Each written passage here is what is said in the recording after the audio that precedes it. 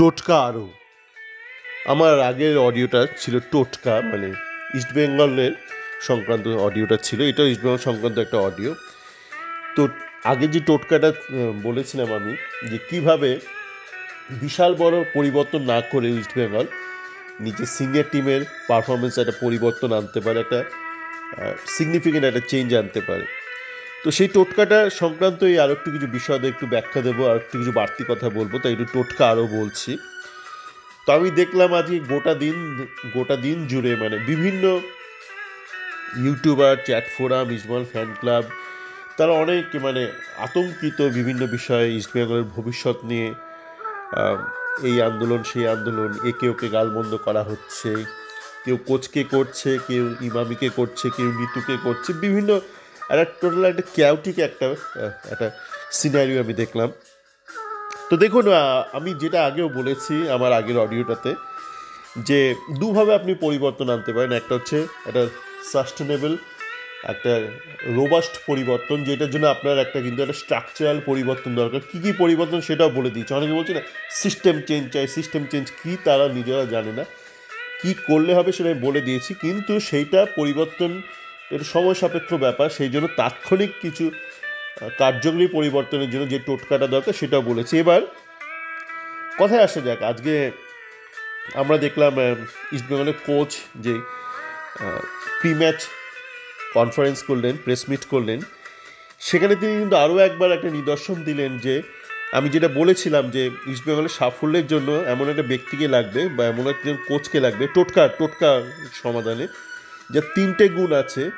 শেষ গুণটা আমি যেটা বলেছিলাম, 3 নম্বর গুণটা, যেটা হচ্ছে স্টেবল মাইন্ড, সে কিন্তু অস্কারকে আমি 0 দিয়েছিলাম, গতকালই দিয়েছিলাম, এবং আজকে অস্কার সেটা আবার রিএন্ডোর্স করলো কেন ওকে আমি 0 দিয়েছিলাম। দেখুন অস্কার কি বলেছে আজকে, বলেছে যে যদি এরকম আমরা খারাপ খেলতে থাকি তাহলে কোচ, প্লেয়ার, ম্যানেজমেন্ট সকলেরই পরিবর্তন দরকার।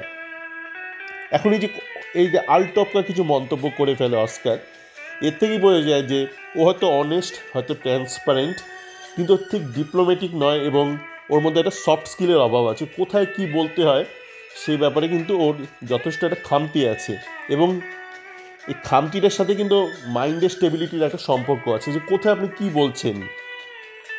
দুমদাম করে বলে দিলেন ম্যানেজমেন্টে পরিবর্তন দরকার, এইটা আপনি কোনো বিরোধী নেতা নন, ঠিক আছে, কোনো রাজ্যের বা দেশের বিরোধী নেতা নন যে এই ধরনের লুজ কথাবার্তা আপনি বলবেন, একটা জনসমক্ষে বলবেন। এটা অস্কার বলে আসে, কিন্তু তার একটা কারণ হচ্ছে ওর মাইন্ডটা ঠিক স্টেবল নয়। তো এবার আমি দেখছি অনেকেই বলছে যে অস্কার চলে যাক, গোয়ায় চলে যাক, গিয়ে আমাদেরকে ভুড়ি ভুড়ি গোল দিক। এখন অস্কার যদি গোয়ার কোচ হয়, অস্কার কি ইস্টবেঙ্গলকে ভুড়ি ভুড়ি গোল দিতে পারে? হ্যাঁ, দিতে পারে। 5 গোল অনেকে বলছে, আমি বলছি 6 গোলও দিতে পারে। কিন্তু আপনাকে বুঝতে হবে আপনার কি দরকার। ধরুন আপনার পেট খারাপ হয়েছে, আপনার পেট খারাপ হলে আপনার দুটো উপায় আছে। হয় আপনি পথ্যের একটা কোনো ব্যাপার করলেন, মানে খাওয়া দাওয়ার কন্ট্রোল করলেন, বডিটাকে ন্যাচারালি হিল হতে দিলেন। আরেক হচ্ছে আপনি সাময়িক কিছু একটা নিলেন যাতে করে আপনার যে লুজ মোশনটা কন্ট্রোলড হয়। এইটা হলো পথ্য বা ওষুধ নেওয়া। আপনি এটা তো করতে পারেন যে আমাকে যেটা দামি একটা কোনো একটা একটা ব্লাড প্রেশারের ওষুধ আছে কিংবা সুগারের ওষুধ আছে সেটা খাবো, সেটা তো হতে পারে না। আপনার যেটা দরকার সেটা আপনাকে করতে হবে। এবার ইস্টবেঙ্গলের জন্য যেটা দরকার, আমি বলেছি টোটকা মেথডে, যে এমন একজন কোচ যার 3টে গুণ আছে, যে ফুটবল কোচিংটা মোটামুটি ভালো জানে, 1 নম্বর, 2 নম্বর যার মধ্যে ভিশন আছে, এবং 3 নম্বর যার মধ্যে একটা স্টেবল মাইন্ড আছে, 3 নম্বরটা।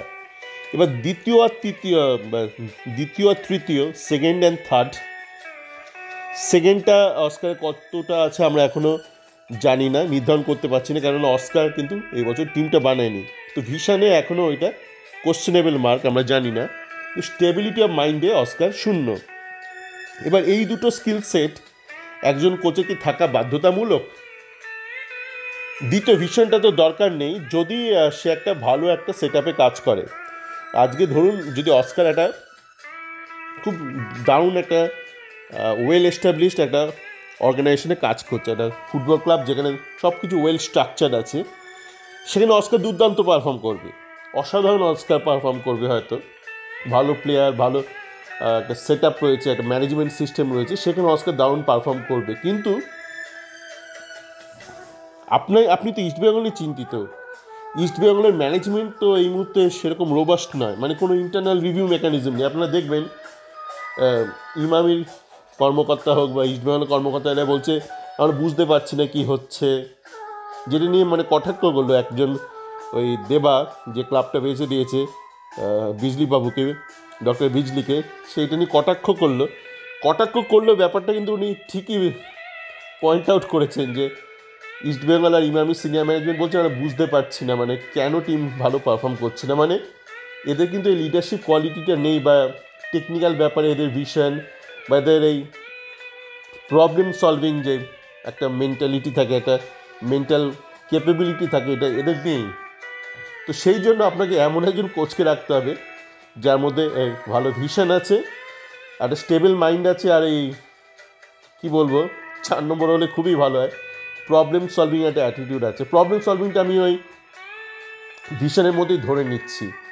তো যে বাড়তি যে গুণগুলো 2 নম্বর 3 নম্বর বা আমি যে 4 নম্বর বললাম, এই গুণগুলো কিন্তু দরকার নেই একজন কোচের, যদি সে একটা ভালো একটা এস্টাবলিশড একটা সেট আপে যায়, যেখানে কোচকে প্রশ্ন করবে। ধরুন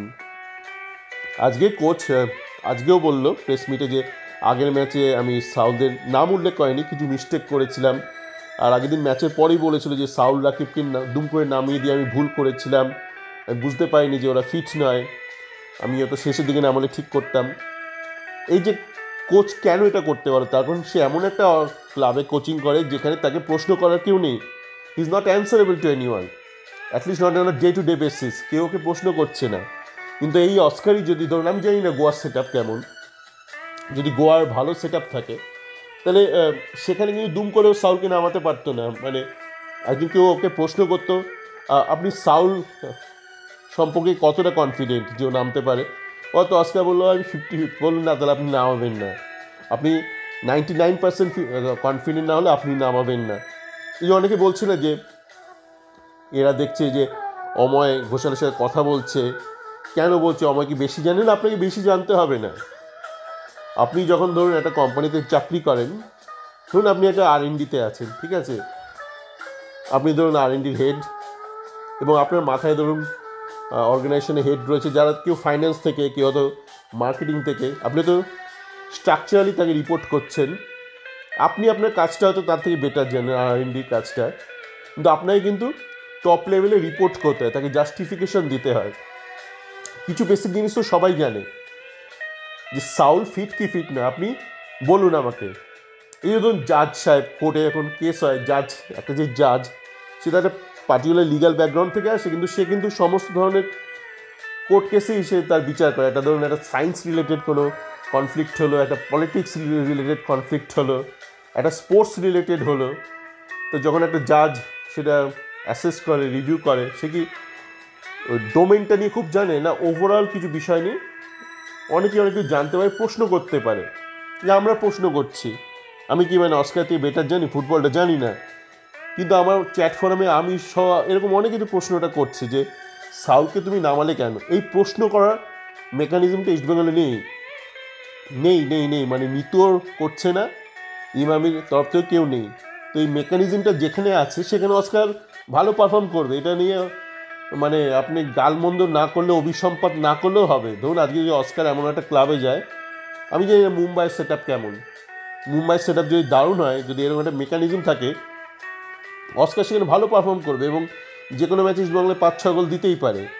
কিন্তু ইস্টবেঙ্গলকে ভালো পারফর্ম করতে গেলে টোটকা মেথডে অস্কার রাখলে চলবে না। আর অস্কার সম্পর্কে আরও একটা কথা বলবো, অস্কার মানে বেসিক্যালি খুব ভীতু ব্যক্তি। তার কারণ হচ্ছে ইউরোপিয়ানদের মধ্যে একটা ওয়েল স্ট্রাকচার্ড একটা গভর্নেন্সের একটা ব্যাপার আছে, এরা ছোটো থেকে খুব স্ট্রাকচার্ড মেথডে বড় হয় সমস্ত বিষয়, এদের গভর্নেন্স, দেশের administration, health care, sports mechanism খুব ওয়েল স্ট্রাকচার্ড। তো সেই জন্য মানে ও হয়তো ভাবছে, আমি একটা ইউটিউব চ্যানেলে শুনছিলাম ও হয়তো ভয় পাচ্ছে যে তন্ময় দাসের মতন প্লেয়াররা হয়তো খুব শক্তিশালী এখনও হয়নি, তাই তাদের আইএসএলে নামাতে ভয় পাচ্ছে। একটা ইউটিউব চ্যানেলে দেখছিলাম অস্কার দাবি করেছে যে তন্ময় দাস টেকনিক্যালি খুব ভালো, কিন্তু এখনও শক্তপোক্ত হয়নি আইএসএল নামার জন্য।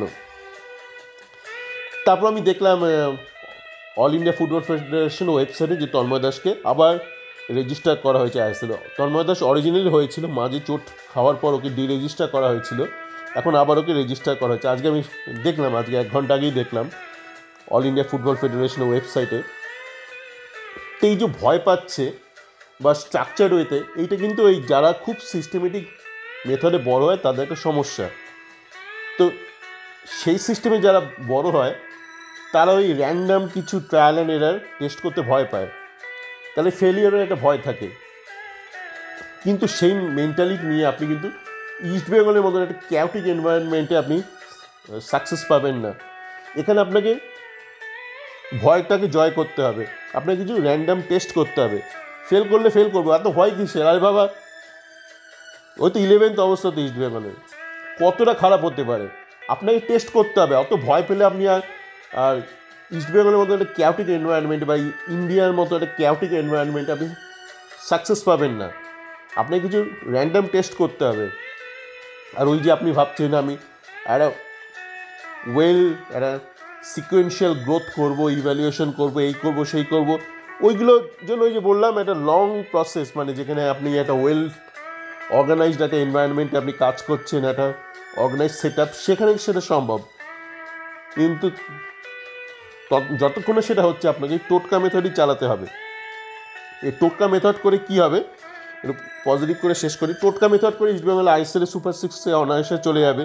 এই বছরে যেত ইস্টবেঙ্গল যাবেন, আমি অনেক আগেই বলে দিয়েছিলাম, কেন যাবে না সেটাও বলে দিয়েছিলাম।